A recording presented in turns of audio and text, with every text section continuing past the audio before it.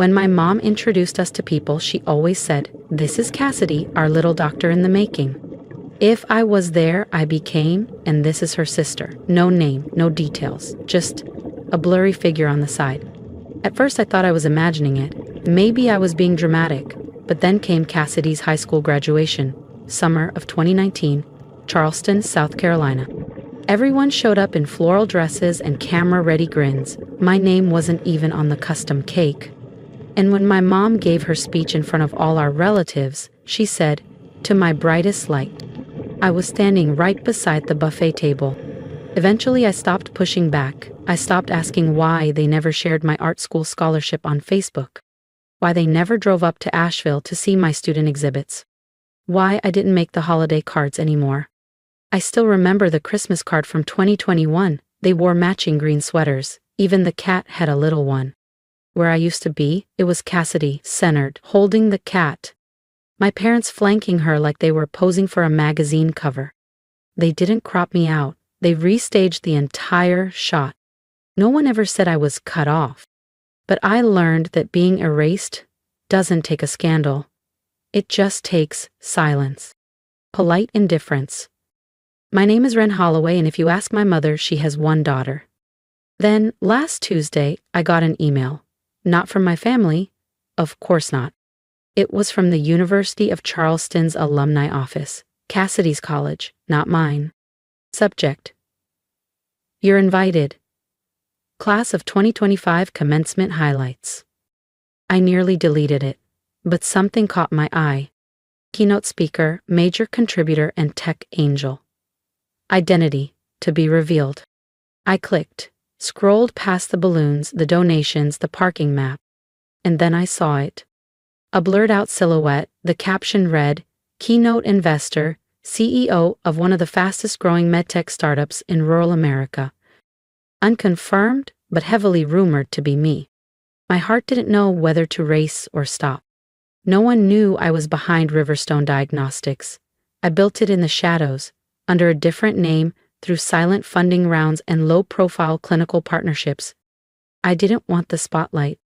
I wanted space. I wanted peace. Until now. A few hours later, another email pinged into my inbox. This one wasn't meant for me. It was a messy chain of forwarded messages between my Aunt June and the rest of the family. Photos of Cassidy's graduation gown, the brunch menu, seating charts, and then one line from my mom. "Make sure Ren doesn't hear about it. The last thing we need is a distraction on Cassidy's big day." Distraction. That word struck harder than any insult ever had. They hadn't forgotten me. They'd planned around my absence. And for the first time in years, I didn't feel sad. I felt something colder, sharper. I wasn't going to crash the graduation. No, I was going to own the building next door. I sat in silence that night. No lights, no music, just the fridge humming and my laptop screen glowing. Faint blue. Their words spun in the background like an old cassette. "She'll ruin it. She always makes it about herself." And I believed them, not suddenly. Like water wearing down stone, erosion over time. Until I wasn't sure where their voices ended and mine began. Maybe I was the problem. Maybe not coming home for Christmas, skipping birthdays, hiding my success behind legal aliases. Maybe that was cold. Or maybe it was survival. Even now, I didn't know. I stared at my reflection in the darkened laptop screen. Tired eyes, hoodie pulled halfway over a messy bun, the worn fabric of my Riverstone Diagnostics logo barely visible in the low light. This was who I had become. The girl they whispered had dropped out. The girl who walked away. No one ever saw me for what I really was. And if no one sees you, do you even exist? The next morning, I flipped open my laptop again. Logged into our investor platform. There it was, confirmation. University of Charleston, class of 2025 commencement, keynote speaker slot. Confirmed, name withheld for suspense. I hovered over the field marked display name. Typed 3 words, then clicked save. Ren Holloway, CEO. It started with a noise. a soft rustling at the back of my kitchen drawer. I wasn't looking for anything in particular. Maybe a takeout menu, maybe a charger. But my fingers brushed against an old piece of paper. A faded lunch receipt, nearly 5 years old. And on the back, scribbled in familiar handwriting, "You don't have to be loud to be powerful." My mother's handwriting. She used to leave notes like that, in books, in my coat pockets, before exams. She passed when I was 19. She never got to see any of this. But that note, it felt perfectly timed, like she'd planned it for this day. Almost on cue, my phone lit up. A message from Owen, my CTO. "Investor Summit locked, same campus, same weekend, you in?" And then it hit me. Cassidy's graduation would be right across the quad. Same university. Same date. Same hour. It felt poetic, like life had drawn a perfect circle and I was finally standing at the center. I opened 2 browser tabs. One for the summit itinerary. One for the university's graduation guest portal. Under guest name, I used a pseudonym. Reserved a front row seat. Not to speak, not to interrupt. I just wanted to watch, not heard, them. The people who erased me. I wasn't trying to reclaim a seat at their dinner table. I was going to own the entire building next door. At 2:07 a.m., the confirmation emails landed. First, Investor Summit, seat confirmed. Then, University of Charleston graduation, front row ticket confirmed. 2 worlds, 1 campus, 1 weekend, and I had 1 foot in each. I didn't use my full name for the graduation ticket, just my initials, WH. I didn't want attention, not yet. I wanted proximity. I wanted to see the look on my father's face when he realized the daughter he'd written off still knew how to walk into a room without warning. That morning I packed light, a fitted black blazer, 1 simple dress, and a pair of low-heeled shoes I hadn't worn since the day I pitched Riverstone Diagnostics to a board of skeptical investors. No one asked if I had a degree. I didn't. What I did have was traction, data, a vision, and the resolve to make it real. As the train pulled into Charleston, I caught a glimpse of the old science building through the window, the same one I used to nap in between lectures, where Cassidy once told her friends I was just a dropout who wouldn't stop following her around. Now, my name was quietly listed in the summit itinerary, right next to Keynote. When I arrived at the graduation venue, the usher scanned my ticket and smiled. "This one was requested early. Reserve front row. Looks like someone really wanted you here." I smiled back. I guess they did. I sat 3rd seat from the aisle. Sunlight warmed the back of my neck. Rows of students began filing in. Robes, caps, polished shoes. No one noticed me, not yet. But I noticed everyone. Then I heard it. My father's voice. Low, clipped, commanding. He stood at the far end of the row, speaking with a campus staffer holding a clipboard and radio. That voice, it was the one he used to clear a room without ever shouting. He scanned the crowd, eyes narrowed, searching, judging, expecting trouble. The usher approached me again. "Ma'am, can I confirm your name for the seating log?" I handed her my ticket. She nodded politely, smiled, moved on. 2 rows ahead, Cassidy took her seat with the other graduates. The show was about to begin. Camps tilted just right. Gowns flawlessly pressed. Cassidy looked the same, maybe colder, maybe more refined. But I recognized the look on her face. The one she wore when she was in character. Performing. She was always good at playing perfect. A professor passed by, paused, glanced at me, then did a double take. "Wait," he whispered. "You're in, Ren Holloway, Riverstone, right?" Oh, answer just gave him a small smile. "I read your white paper on decentralized diagnostics, your infrastructure model. It's revolutionary." He said it just loud enough for the 2 people behind me to glance over. Across the quad, university banners fluttered. The loudspeakers crackled to life. The ceremony was starting. Behind me, my father's voice rose again, agitated now. "She's not supposed to be here. She's not on the list." I didn't move. Didn't flinch. Let him look, let him squint, search, spiral. Because the daughter he buried in silence wasn't sitting there. Only the woman in the front row. And soon, everyone would know her name. The Investors Summit was set to begin 40 minutes after the graduation wrapped. Right across the quad, inside the glass auditorium, banners already rotated on massive digital displays. Riverstone Diagnostics, closing keynote. The quiet pivot that disrupted rural medtech. As Cassidy's department chair stepped up to speak, I slipped out. My seat was empty before my father even realized I'd been there. Backstage at the summit, my assistant met me with the final slide deck. All set, she said, handing over the tablet. They still don't know it's you. Even the dean thinks the CEO is some reclusive Ivy League guy. I nodded, flipping through the slides. Charts, metrics, clinical growth curves, all solid. But something was missing. I paused at the final slide. It just said, "Thank you." Plain, safe, forgettable. I deleted it. Typed something new. Ren Holloway, University of Charleston. Class of never. And beneath that, smaller. You erased me, so I built something permanent. My assistant glanced over my shoulder and blinked. That's bold. It's honest, I replied. She didn't argue. I took one last look at my reflection in the black screen. Hair tied back, no makeup, just a fitted blazer and a name they once tried to erase. Outside, I could hear clapping echo across the courtyard. The graduation was wrapping up. Inside, the summit's host took the stage. Please welcome the founder and CEO of Riverstone Diagnostics.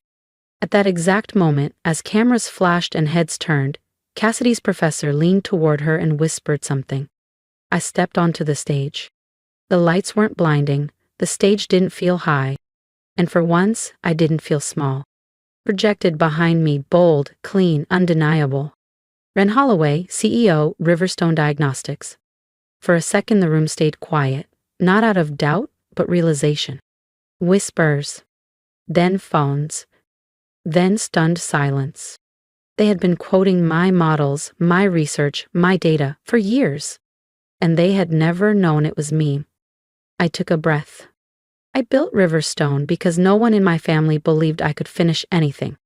And honestly, they weren't completely wrong. I didn't finish college. I didn't finish family holidays. I didn't finish being the daughter they wanted. I paused, let it settle. But I finished this. Click. Next slide, a map of our rural health network. Dots marking small towns, forgotten clinics, now pulsing with life and care. It's like hospital partnerships, patient access, outreach milestones. Click.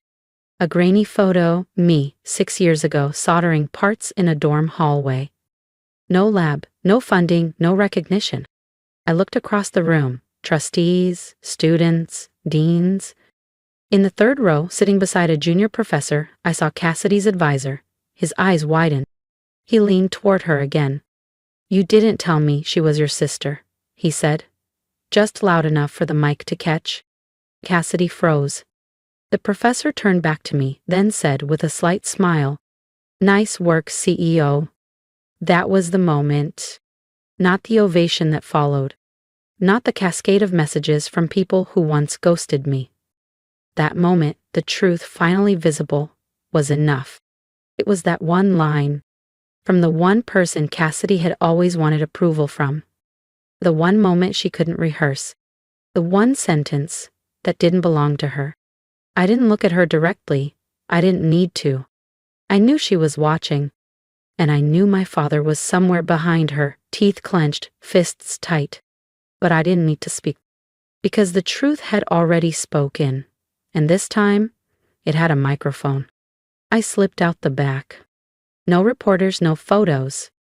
Just the echo of applause bouncing off the glass behind me. I didn't wait for compliments. I didn't linger for the catered reception. I didn't have to. By the time I reached my hotel lobby, my phone was already vibrating non-stop. 37 unread messages, 6 missed calls from unknown numbers. And one text from my cousin. Was that you on stage? Dad nearly choked. I didn't respond. Didn't need to.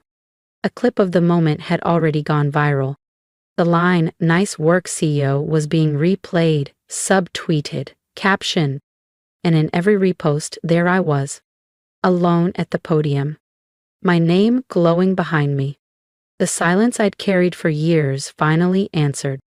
I didn't tag the university, didn't mention Cassidy, didn't say a word, but I knew they saw it.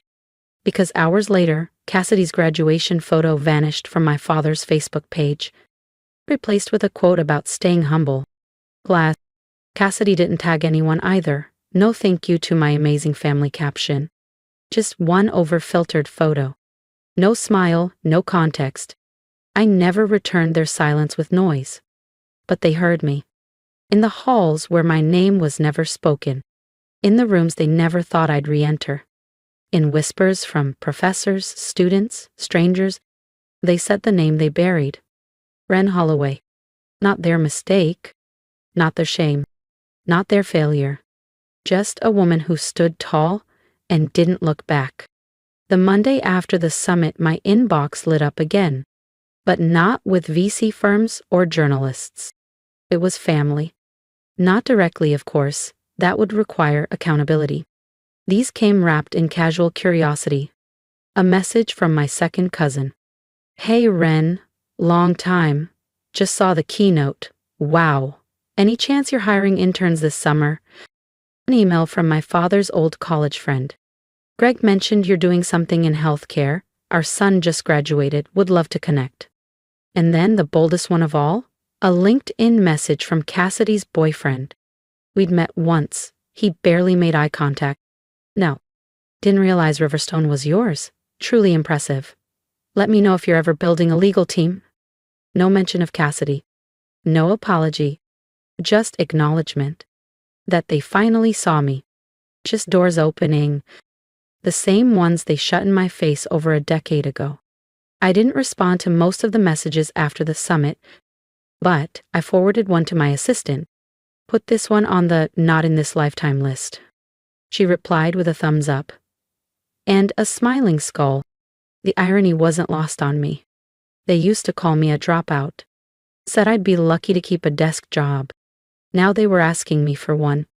They didn't notice when I became their cautionary tale. But they'd remember the day I became their missed opportunity. And the best part? I never raised my voice. I just raised the bar. They didn't erase me with cruelty. They erased me with silence. With cropped photos. With empty seats. Not violent. Just quiet. Intentional.